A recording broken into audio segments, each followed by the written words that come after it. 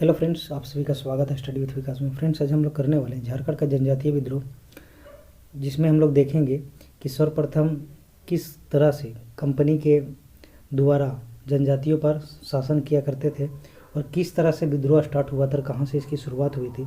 जैसा कि हम सभी को पता है कि सर्वप्रथम जो कंपनी थे 1767 ईस्वी में सिंहभूम क्षेत्र में प्रवेश किया था और तभी से यहाँ जो जनजाति थे यहाँ के, उसमें असंतोष उनसे रहते थे, तो नाखुश रहते थे। प्रशासनिक स्तर पर भी देखा जाए तो जनजातीय लोगों को हितों एवं अधिकारों का हनन तथा दमन किया जा रहा था। साथ ही सभ्यता एवं संस्कृति पर भी खतरा मंडरा था, उनको दिखाई दे रहा था। इस प्रकार सभी कारणों के जनजातीय विद्रोह को जन्म दिया और तमाड़ विद्रोह की शुरुआत हुआ, जो शुरुआत किया गया था उरांव जनजाति के द्वारा सर्वप्रथम किया गया था 1782 और 83 ईस्वी में शुरुआत किया गया था इसका। और इसका जो नेतृत्व कर रहे थे, तमाड़ विद्रोह का नेतृत्व कर रहे थे ठाकुर भोलानाथ सिंह के द्वारा ये विद्रोह का नेतृत्व कर रहे थे। ये 1782 और 84 तक चला था। इसमें जो मुख्य रीजन था, जो कारण था, वो अंग्रेजों द्वारा बाहरी लोगों की प्राथमिकता दिया जा रहा था, जिसके कारण यहाँ के जनजाति लोग काफ़ी नाखुश थे और 1782 ईस्वी में विद्रोह शुरू किया था उरांव जनजाति के द्वारा। और जो नेतृत्व कर रहे थे वो ठाकुर भोलानाथ सिंह के द्वारा नेतृत्व किया जा रहा था। और इसको दमन करने के लिए, इस जो विद्रोह को दमन करने के लिए अंग्रेज अधिकारी को जो भेजा गया था, वो भेजा गया था मेजर जेम्स क्राफ्ट को द्वारा ये किया गया था दमन। अगला क्वेश्चन हम लोग देखते हैं। तमाड़ विद्रोह का प्रथम चरण देख सकते हैं आप 1782-83 में। और 1782 में तमाड़ विद्रोह का जो समय था, उसमें नागवंशी का जो राजा थे वो दर्पण शाह थे। नेक्स्ट क्वेश्चन देखते हैं। 1782 के तमाड़ विद्रोह का दमन किस अंग्रेज अधिकारी द्वारा किया गया? तो मेजर जेम्स क्राफ्ट के द्वारा ये किया गया था, ख़त्म किया गया था। और तमाड़ विद्रोह का जो दूसरा चरण, ये टोटल 6 चरणों में युद्ध हुआ था तमाड़ का। तो दूसरा चरण जो स्टार्ट हुआ तो 1789 में स्टार्ट हुआ था। विष्णु मानकी के द्वारा ये किया गया था। विष्णु मानकी और साथ में थे एक मोजी मानकी के द्वारा, यानी कि इनके द्वारा नेतृत्व किया जा रहा था इस विद्रोह को, जिसमें से 3000 मुंडाओं ने कर देने से इनकार कर दिया था। 1789 के दूसरे चरण का तमाड़ विद्रोह हुआ था उसमें। और इस विद्रोह को दबाने के लिए जो अंग्रेज के द्वारा भेजा गया था वो कैप्टन होगन को भेजा गया था, जो कि वो असफल रहे थे इसको दबाने में। दूसरे चरण में जो तमाड़ विद्रोह हुआ था, इसको बाद में फिर भेजा गया था। बाद में जो भेजा गया था अंग्रेज़ों के द्वारा, वो भेजा गया था लेफ्टिनेंट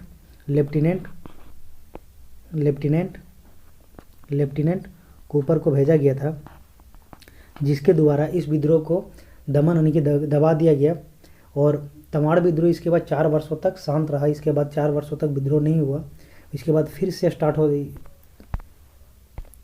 अगला देखते हैं हम लोग अगला जो क्वेश्चन है वो देखते हैं। 1782 के तमाड़ विद्रोह का दमन किस अंग्रेज अधिकारी द्वारा किया गया था? तो मेजर जेम्स क्राफ्ट के द्वारा किया गया था। और अगला क्वेश्चन है तमाड़ विद्रोह का दूसरा चरण, ये 1789 में हुआ। और तीसरा चरण इसके बाद स्टार्ट हुआ। दूसरा चरण में 4 वर्षों तक तमाड़ विद्रोह नहीं हुआ, शांत रहे। और तीसरा चरण फिर स्टार्ट हुआ था 1794 और 98 में।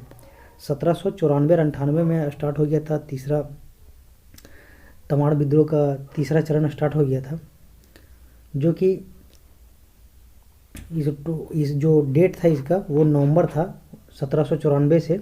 और 1796 में राहे के एक राजा थे नरेंद्र शाही ने अंग्रेज़ों का साथ दिया था। ये बहुत इंपॉर्टेंट है। 1796 में हम लोग देखें, 1796 में राहे के एक राजा थे नरेंद्र शाही, वो अंग्रेज़ों का साथ दिया था। और 1786 यानी 96 में ही यह विद्रोह जो व्यापक रूप लिया था, काफ़ी तीव्र हो गया था। तमाड़ के ठाकुर जो थे यानी कि भोलानाथ सिंह, और सिल्ली के ठाकुर विश्वनाथ सिंह थे, विष्णुपुर के ठाकुर हीरानाथ सिंह थे, और बुंडू से थे ठाकुर शिवनाथ सिंह इस विद्रोह में। और आदिवासी के एक नेता जो थे रामशाही मुंडा, ये आपको ध्यान रखना है। अगला क्वेश्चन है तमाड़ विद्रोह का तीसरा चरण। आप देख सकते हैं तमाड़ का जो विद्रोह का चौथा चरण ये हुआ था, तमाड़ विद्रोह का ये हुआ था 1807 और 8 ईस्वी में। 1807 और 8 ईस्वी में चौथा चरण हुआ था तमाड़ का, इसका जो था वो शाही मुंडा के द्वारा किया गया था।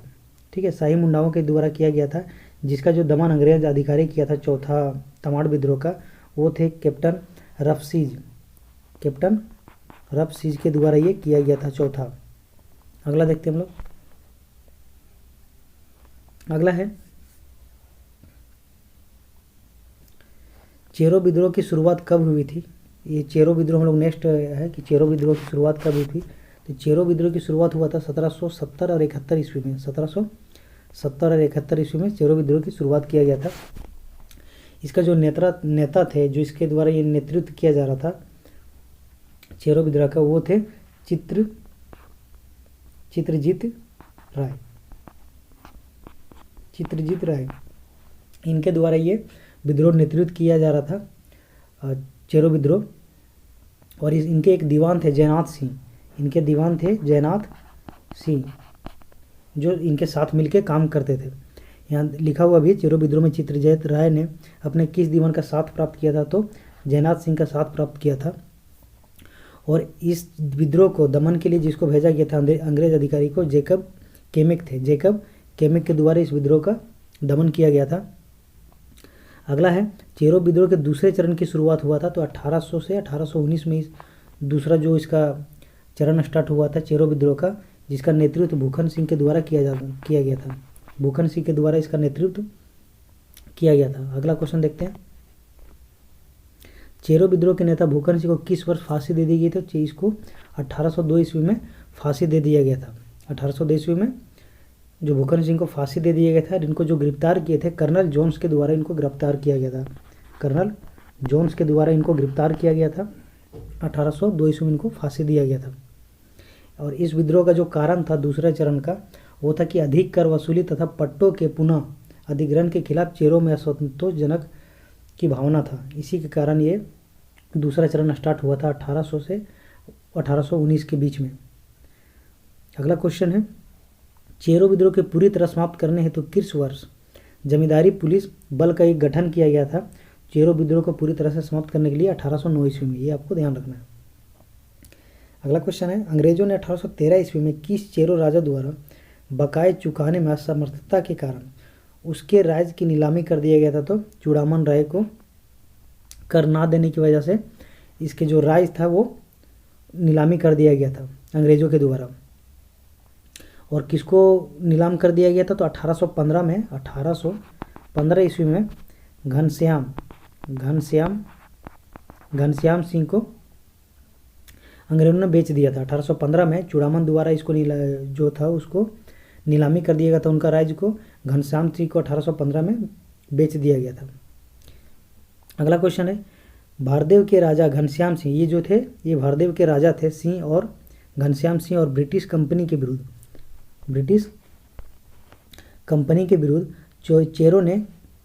चेरो ने किस वर्ष विद्रोह कर दिया था, तो 1819 ईस्वी में विद्रोह कर दिया था। अगला क्वेश्चन लेते हैं। अगला आता है हो विद्रोह। तो हो विद्रोह की शुरुआत कैसे हुआ था ये हम लोग देखते हैं। तो हो विद्रोह की शुरुआत जो हुआ था वो 1820-21 ईस्वी में हुआ था। 1820 और 21 ईस्वी में इसकी शुरुआत किया गया था। इनके निवास क्षेत्र को हो विद्रोह जो हो लोग थे, इनका निवास क्षेत्र को हो देशम के नाम से भी जाना जाता था। हो देशम, ये बहुत इंपॉर्टेंट है, आपको ध्यान रखना है। हो के निवास स्थान को क्या बोला जाता था, हो देशम के नाम से जाना जाता था।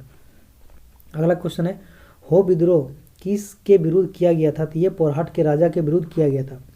पोरहाट के राजा के विरुद्ध ये किया गया था। हुआ क्या था कि 1820-21 में छोटा नागपुर के हो लोगों ने सिंहभूम के राजा जगन्नाथ सिंह के विरुद्ध ये शुरू में जो विद्रोह था किया गया था।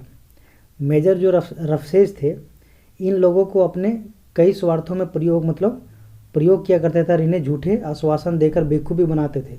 मेजर रफसेज यही सब चीज़ों से तंग आकर उन्होंने विद्रोह शुरू किया था सर्वप्रथम। अगला क्वेश्चन हम लोग देखते हैं।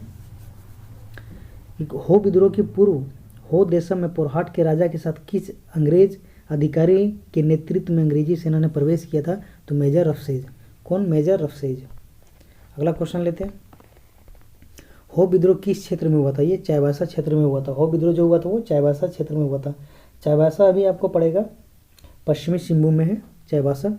अगला है हो देशम के दक्षिणी भाग के लोगों द्वारा पोरहाट के राजा को कर को कर देने से मना करने के बाद 1821 ईस्वी में किस अंग्रेज अधिकारी के नेतृत्व में इस क्षेत्र में सेना प्रवेश किया गया था?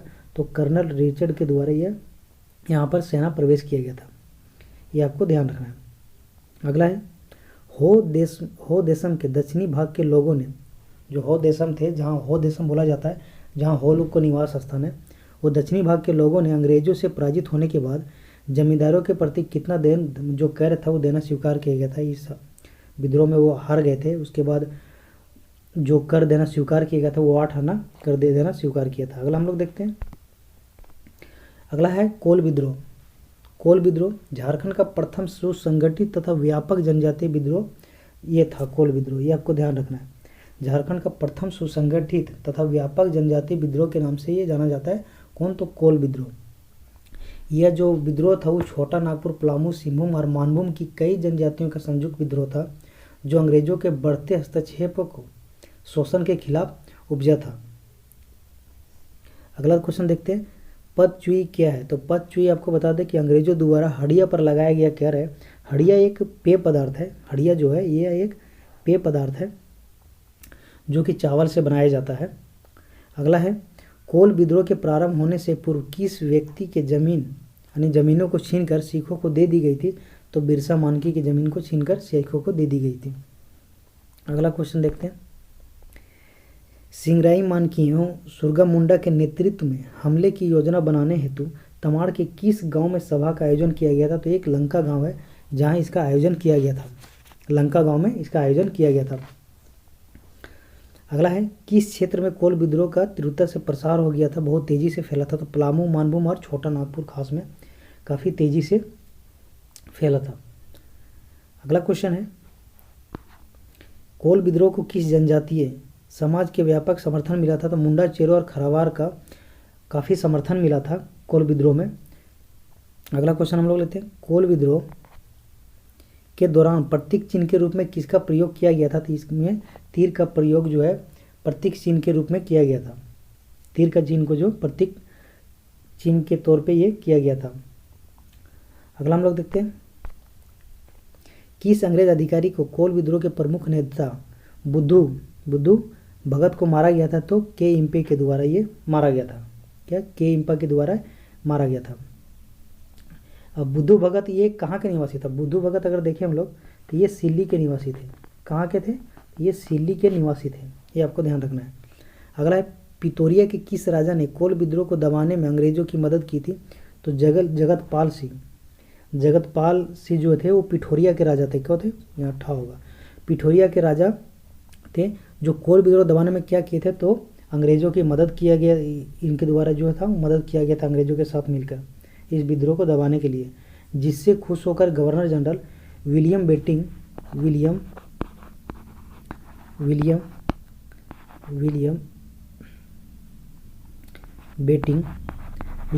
के द्वारा इनको आजीवन 313 रुपये पेंशन देने की घोषणा की गई थी। किसको? तो जगतपाल सिंह को 313 रुपये आजीवन पेंशन देने की घोषणा की गई थी।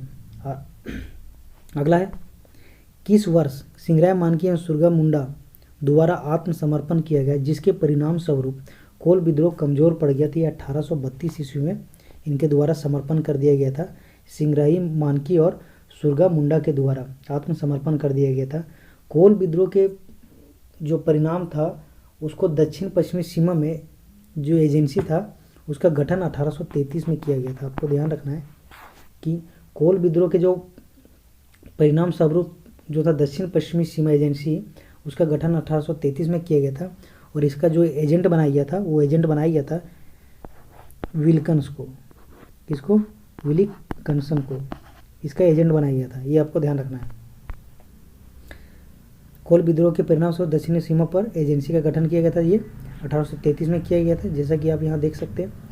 अगला किस विद्रोह के पश्चात मुंडा मानकी की शासन प्रणाली को वित्तीय तथा न्यायिक जो अधिकार है वो प्रदान किया गया था? तो कोल विद्रोह में ही इसको हम लोग जानते हैं कि कोल विद्रोह के पश्चात ही मुंडा मानकी की शासन प्रणाली को वित्तीय तथा न्यायिक अधिकार प्रदान किए गए थे। तो ये कोल विद्रोह के समय, ठीक है। तो ये थे कुछ इंपॉर्टेंट पॉइंट्स जो हम लोग झारखंड के जनजातीय विद्रोह से जाने, बाकी जो बचा हुआ है वो हम लोग नेक्स्ट वीडियो में करेंगे। तो इसे आप एक बार ज़रूर देख लें, और अगर आप चैनल में नए हैं तो लाइक करें, सब्सक्राइब करें, शेयर करें। फिर मिलते हैं नेक्स्ट वीडियो में एक नेक्स्ट नए टॉपिक के साथ।